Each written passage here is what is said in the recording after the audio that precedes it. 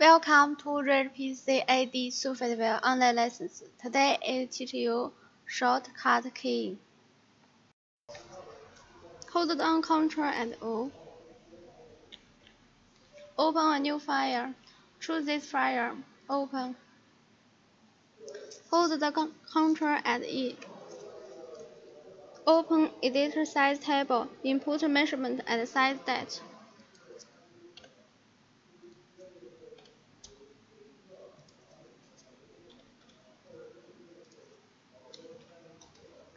Save. If you want to have same pattern, choose this pattern. Hold down Ctrl and C. Hold down Ctrl and V. Sure. OK. If you want to delete some patterns, choose this pattern. Hold down Ctrl and D.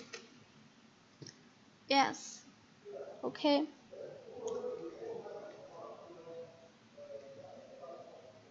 Hold down Ctrl and K.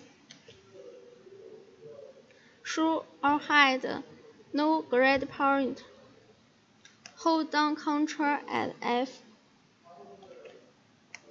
Show or hide grading point. OK, finish. Thanks for watching today's video. See you tomorrow.